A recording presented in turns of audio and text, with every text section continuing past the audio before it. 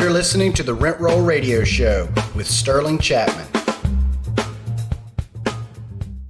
Hey, Rent Roll Radio listeners, welcome back to the show. Today we have a special guest, two special guests. It's a little bit different show together today because rather than just interviewing real estate investors, we actually brought in some specialists on asset protection. So we have Mark and Andrew Pierce with Wyoming LLC Attorney.com to come talk to us about the different ways you can protect your assets, why you might incorporate in one state over another, and answer all of the frequently asked questions that seem to pop up on a lot of the forums about where should I create an LLC, what type of LLC should I create, and so we're super excited to have them on. Mark, Andrew, welcome to the show. Hey, thank you, Sterling. Good to be here. So can you guys kind of kick it off and tell us a little bit about what you do and why you do it and why we're having this conversation on a real estate investing podcast? Of course. At heart, we're an estate planning law firm, but really what that means is we focus on trust and business formations and preserving family wealth. And a lot of times family wealth comes from real estate and being able to properly structure it and make sure that what you've worked so hard for isn't taken away because of an issue with a tenant or anything else like that. So we focus on helping people to put together asset protection plans that also respect the privacy, easy to maintain, and then relatively low fees as well. Awesome. Right. I can add to that as well. We chose Wyoming as a domicile because the LLC statutes in Wyoming, I think, are the best in the United States. First and foremost, we're quick, we're easy, we're anonymous, we're tax-free. There are no taxes if you domicile in Wyoming. And even more importantly than that, we've got a long-term commitment to business-friendly regulatory environments. So when you incorporate or organize an LLC in Wyoming, you've got pretty much a full reign as to what it is that you can put in your operating agreement to make it work for you. So that's why we chose the LLC statutes in Wyoming. Plus, we also have a provision in Wyoming that says the LLC, if you have a single member LLC, which you generally do have in an operational context with real estate, a single member LLC has efficacy in Wyoming, whereas in a lot of states it does not. The additional thing that we do is we have charging order protection. We can make indirect distributions. State acknowledges that. If people can't get inside that LLC, we also have a close supplement, which allows you to avoid having to adhere to most of the corporate formalities that go along with having a corporation or an LLC to prevent piercing that corporate or LLC veil and getting to the shareholders or membership interest holders within the corporation or the LLC. Awesome. So yeah, that was my next question. Why Wyoming? And just for a brief description, it sounds like you just went over why we would go with Wyoming. But I did want you to kind of touch on a few other states because a lot of things I read and I hear people always say in regards to real estate, either Wyoming or Nevada. So I was curious as to the difference between those two states. And the other one I hear a lot is Delaware, not so much for real estate, but just in general. So can you touch on why we keep hearing those three different areas? Yeah, I'd be happy to. And in fact, I'll even expand it to New Mexico. Those are the four large players you'll run into: Wyoming, Nevada, New Mexico, Delaware. The primary reason being that they all allow privacy, which is relatively unique. You'll find Nevada and Wyoming companies are the most similar. Their laws were built to be almost the same. So there's some certain nuance there, particularly the single member LLC statute, we believe is stronger in Wyoming than it is in Nevada. But for a lot of clients at a high level, they're going to be the same. What you will notice is Wyoming hasn't had a fee increase, I think, in 7 years. So it's $100 to start the company, state fees, $50 to maintain. Nevada is about $500 to $600 a year in state fees. So they were popular, still are popular, but they really started riding that name that they'd marketed. And as you know, it's best practice to have one LLC for each property. So these costs can add up pretty quickly, especially for smaller investors. So people generally default to Wyoming for that reason. You'll hear Delaware thrown around a lot, but in truth, Delaware is better for large corporations. If you're a Fortune 500 company, you go to Delaware, they have the Chancery Court, but they also have high fees big companies don't notice. What Delaware doesn't do, though, is focus on asset protection. They're focused on corporate law, not helping small investors. New Mexico, the one that I injected there, that one's popular because it allows privacy, but it doesn't have asset protection features like Nevada or Wyoming. What they don't have, though, is an annual report fee. So some clients look up, and we could talk till we're blue all day about asset protection and why we care. And some clients just go, I just don't think it's an issue where I'll be sued. I just want a little bit of privacy and not be on the internet. Well, go to New Mexico. It can't get much cheaper than that. We don't agree, but there is a place in there for some investors' portfolios. They're more cost conscious. So those are your 4 big ones. Got it. So I have some additional follow-up questions for that. First and foremost, you've mentioned privacy multiple times. Why is privacy important, and why should people be focusing on the privacy issue? How does that come up when it comes to asset protection? Sure. So let's begin. You've got a fundamental right to privacy. It doesn't mean you're doing anything wrong. Why would you want privacy? Probably for the same reason you don't put your account numbers on Facebook for everybody to see. It's not really their business. And the reason privacy has become bigger over the last 20 years is before, if you publicly owned a company, I'd have to call up Idaho or Wyoming, fax in a request or send it by snail mail, wait for them to send me the records by mail. It would take a month to get there. Nowadays, you just go on Google, you can pull up what everybody owns, and it makes it much easier to find. So essentially, the privacy helps you with 3 groups. It's the nosy neighbors, needy family members, and aggressive predators. It really doesn't help you to appear more rich than you are at the end of the day. And a lot of times, at least with frivolous lawsuits, which you see in real estate, they're looking for an easy target, someone that owns the homes in their name, easy to find through a title search, easy to get those homes.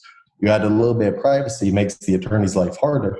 If it's a frivolous lawsuit where they're going off of a commission base, they don't want to put in the extra effort. So it can deter things as well, in addition to just wanting the privacy. Got it. Well, that's exactly right. They sue up to the amount of the existing insurance and let it go after that. So if they can't find who owns the property, it gets rid of what we call the predaceous creditor. So there's a predator-creditor. Well, you own 30 homes. That's great. I can't wait to get hurt. Yeah, my slip disc is worth $30 million. Yep. And I know where all those homes are too, and they're in your name. So, and look at that.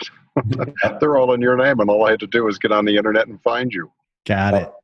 So basically, to kind of summarize the significance of the privacy issue, I'll give an example. So if I have somebody slip and fall at one of my properties, and they're all in an LLC, or most of them anyway. So if I have somebody slip and fall, they'll go to an attorney, and the attorney will likely just sue up to the insurance amount, unless they can hop online and Google my LLC and kind of put together the pieces and find out, well, actually he owns 30 houses. He's probably got a lot more for us to be able to go after than just the insurance maximums. So they're likely to try and get more, knowing that there is more to get. Whereas if they couldn't find that I had all those assets, they'd probably just take the insurance payout and run and leave me alone. Yeah, here's what I find. You're exactly right. So they come in there and they take a look at the LLC and they say, okay, now I know who owns the LLC, even though the guy on the lease may be somewhat different. Let's go to the insurance policy limits and pop him for an extra 50. Because it's going to cost him that in litigation fees. So the guy's going to settle beyond the insurance limits for the additional 50, avoid the potential for liability, and avoid the attorney's fees and the time and expense that it takes to out of your day to litigate these types of fees. So that's what we call the predaceous creditor. They basically legally blackmail you.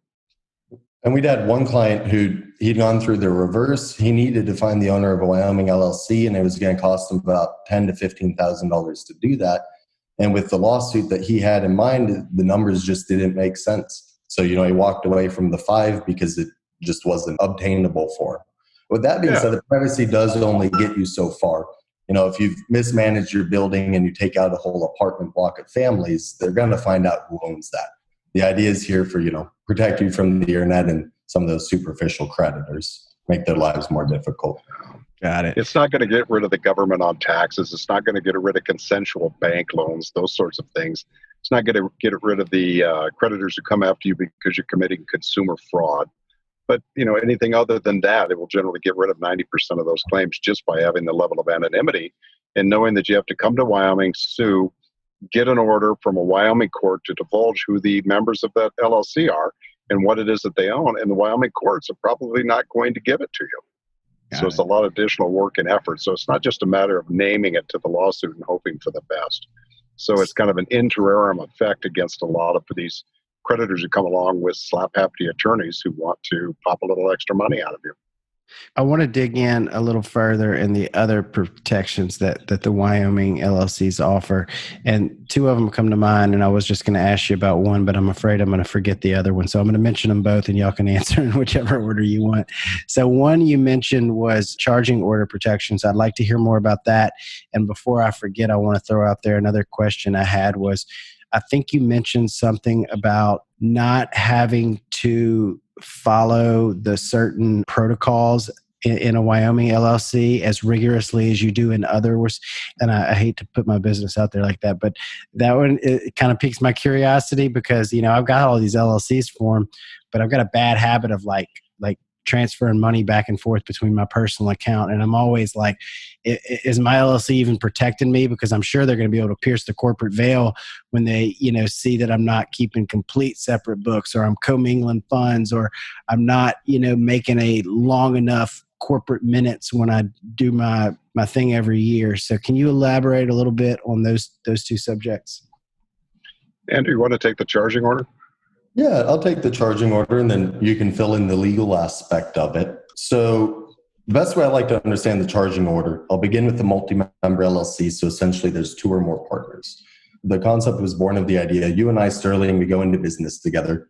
You unfortunately do something dumb and you have a personal credit event.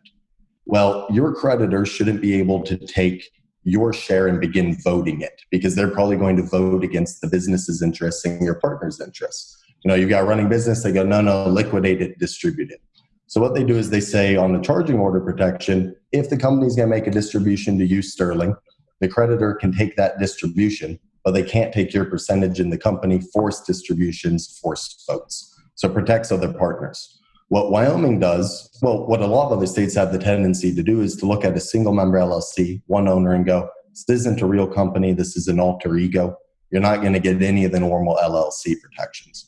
Wyoming looked up and went, we just don't think that's fair, because there's a lot of small businesses where you don't want to bring a partner on for any number of reasons. We shouldn't put them at a disadvantage. So the LLC laws in Wyoming, it's the only state where multi and single member LLCs are treated the same in every respect. So this extends to charging order protection as well. So if you have a personal credit event, they aren't able to take that LLC even if you're the only owner. Now they can try to go after distributions, and this is where Mark brought up indirect distributions before.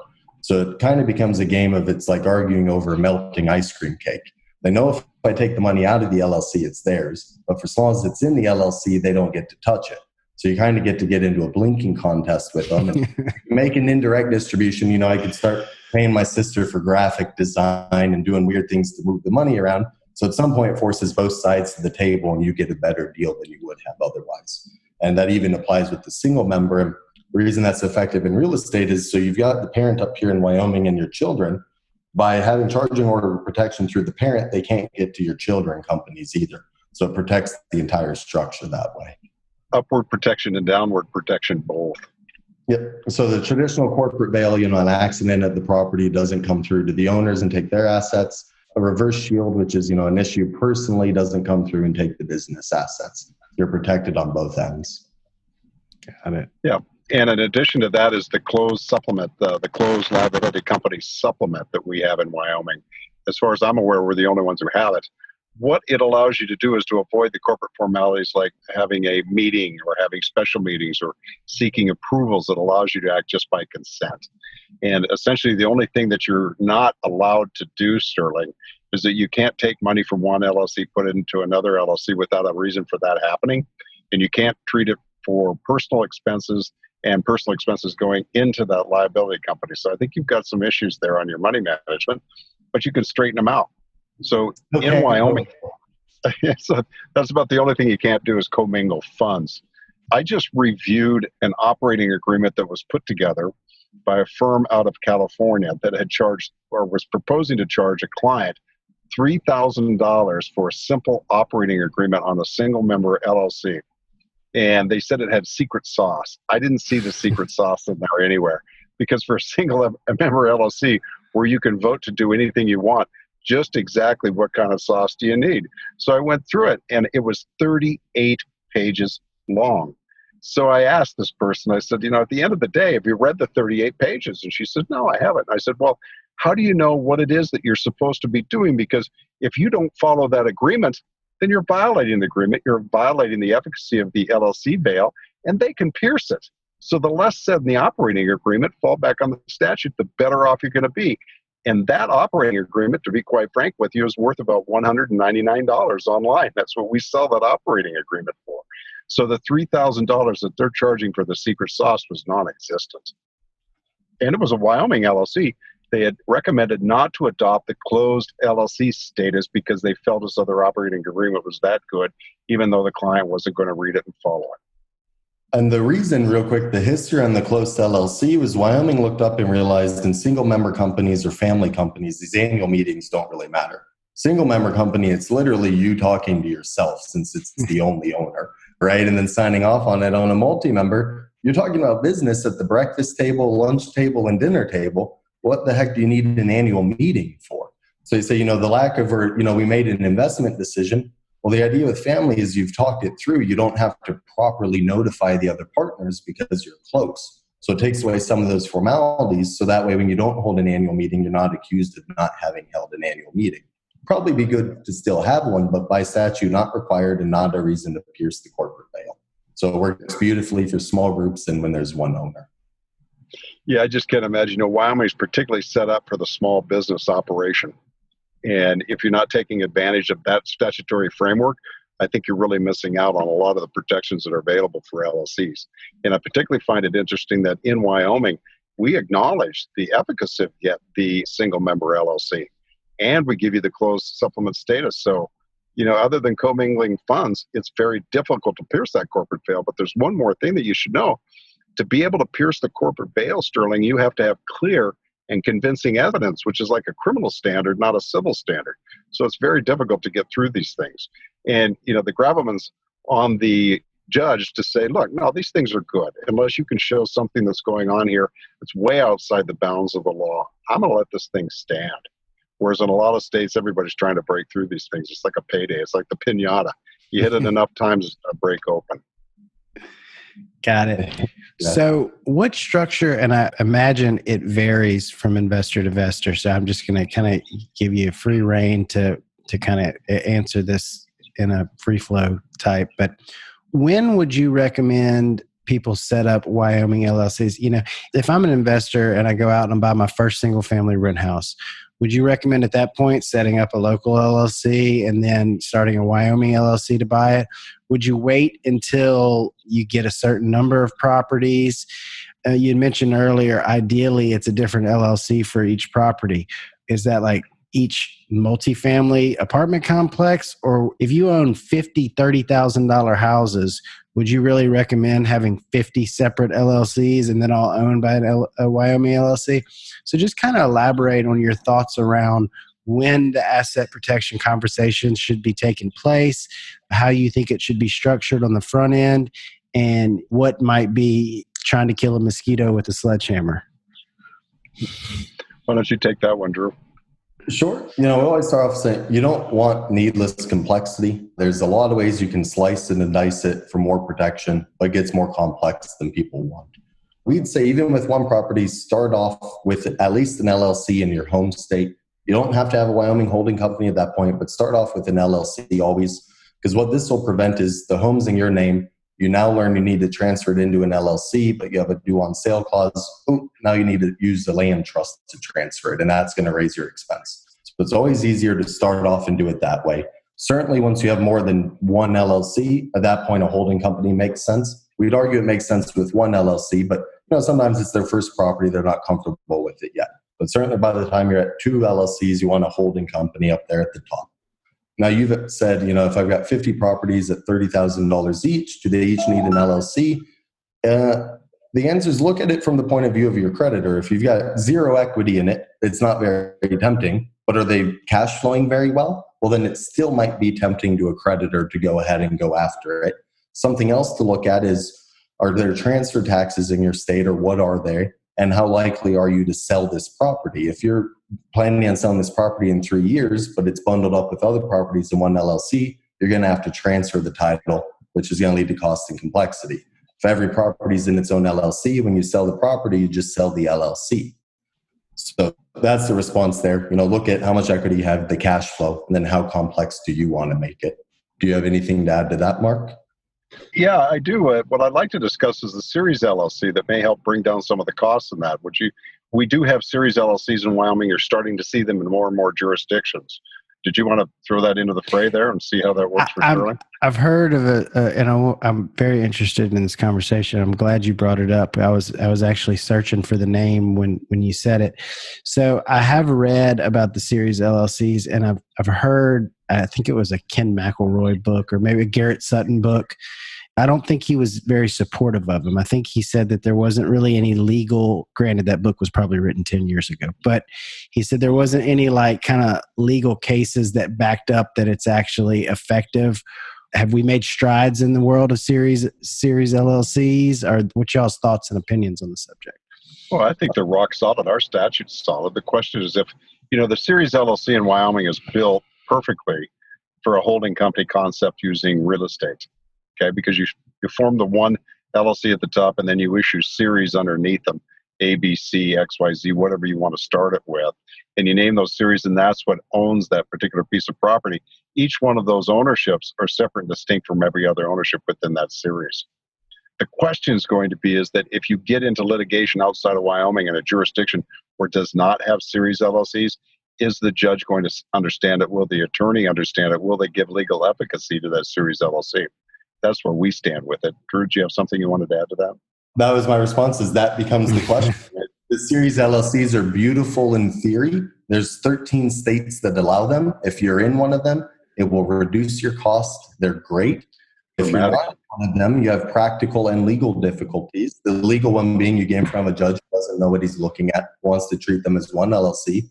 The other practical difficulty is if you need to either register one of the series or open up a bank account and you're dealing with the state that's never seen them or a banker that's never seen them, there can be an educational component on your part to explain to them what they're looking at. They might still look up and go, I can't give a bank account to a series because I just don't know what I'm looking at. You don't really know. So what we do know is the independent LLCs is a tried and true model. And I think I forgot to address this earlier. The simplest setup is a Wyoming LLC at the top, an LLC in your home state for each property. So 1, 2, 3, 4, 5 as you go on. When you begin getting beyond 3 LLCs or 3 properties at the bottom, you can look at more advanced strategies such as setting up a separate LLC just for the purpose of being a property manager. So they're in charge of the maintenance, signing with tenants. If something goes wrong, usually the property manager's sued, not the LLC owning the property. You can begin putting an LLC in there that acts like a bank and engages in equity stripping. But here you just begin getting more complex and becomes a question of how much does the client have a taste for complexity and what do they think their risk profile is at the end of the day. So. Got it. Thank you. I'm glad you addressed them. That was something I tried to figure out when I first started buying properties. I think my first 2 were in my name because of the financing I was getting at the time. It's a lot easier to get the 30-year fixed low interest rate loans in your personal name than it is in an LLC. And I had thrown the question out there, should I start an LLC to manage the properties, even though the assets are not actually being held in the properties? Is there any benefit of that? And I didn't sort of speak directly to any lawyers or experts like yourself, but I think the feedback I got from several individuals on Bigger Pockets was that they're going to go after who the title is under, so that the LLC doing the property management didn't really add any level of security. Would you disagree with that statement? It depends on who the lease is with. The lease, if you have a lease to one individual and they're obligated to take insurance out under that lease, and the individual slips and falls on the property, then in all likelihood would go back against the lessee. But you're right, they may also go back against the property owner and see what they get in terms of the property insurance. You could zoom out and go, if you had a third-party property management company, they were supposed to do these things and they didn't. It's clearly the property management company's liability. You can push it off to them. Here it becomes a little weird because you also are the property management company. So they're going to try to argue, hey, it's not the prop company we go after, it's the other one. But they're stuck making that argument in court at $500 an hour. And then one thing you can do is, if all you do is set up a property management company but you don't substantiate it, it's a little bit easier to get through. But if the property management company has an agreement with each LLC and it says, you're going to pay us on these dates to do these things, and then the transfers take place, they get the insurance, and it looks like a real property management company, Or better yet, your property management company also has third-party properties that it manages, so it really is a property management company. It becomes much harder for the attorney to break through. We're never going to say impossible in asset protection, but the goal is always to put as many barriers between you and your creditors as possible. Because, then unless you've really done something wrong, the idea is you just kind of tire them out. Got it.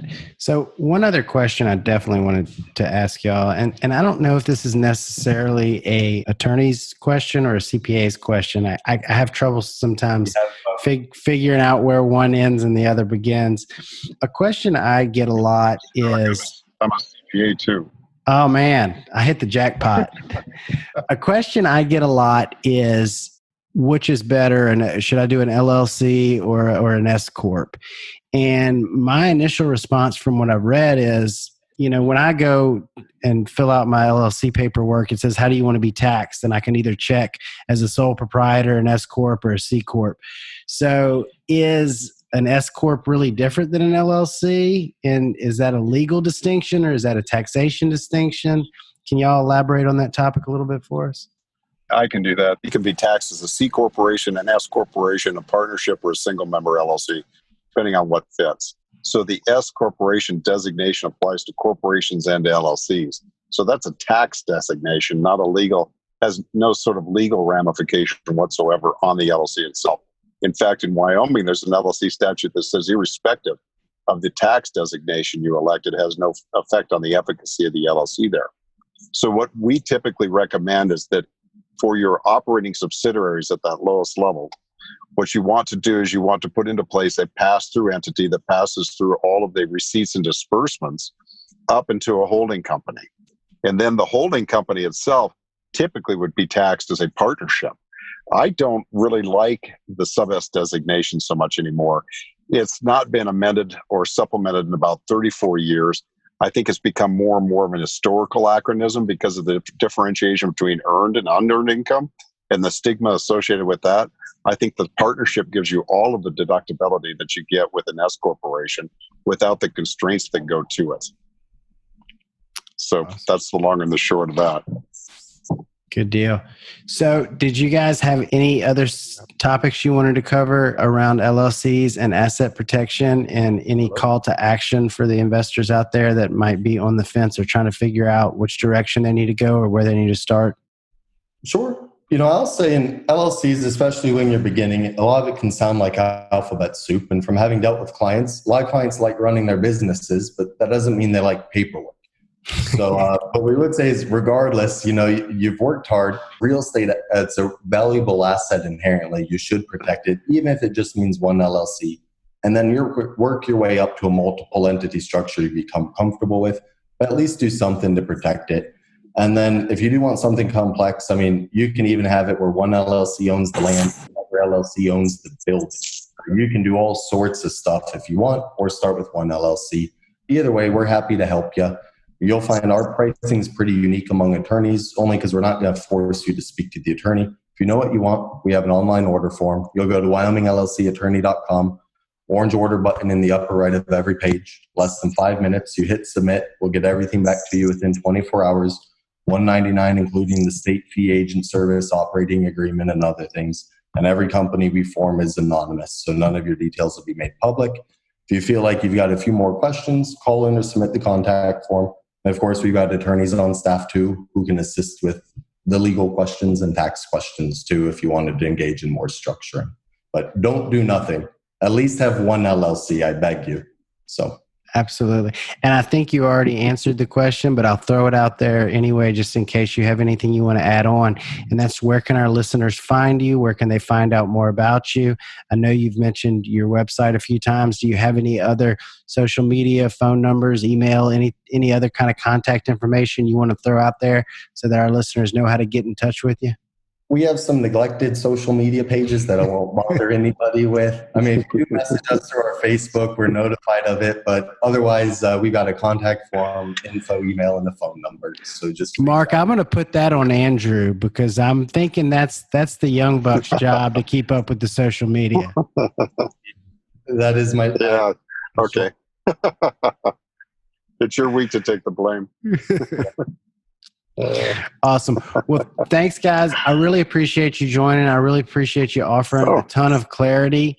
And I will definitely be following up after this call with another personal call to you, because I am interested in getting a parent company set up to house my LLC. So I would encourage everyone else to as well. Okay. So thank y'all, and talk to y'all soon. Thank you, Sterling.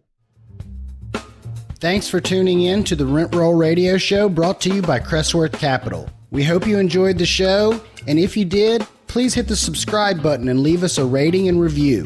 You can also visit us at crestworthcapital.com or rentrollradio.com, or follow us on Facebook at Rent Roll Radio or at Crestworth Capital. If you would like to reach us, feel free to shoot us an email at info@rentrollradio.com or sterling@crestworthcapital.com. We hope you come back next week to join us on some more of our journey. Until then, happy investing.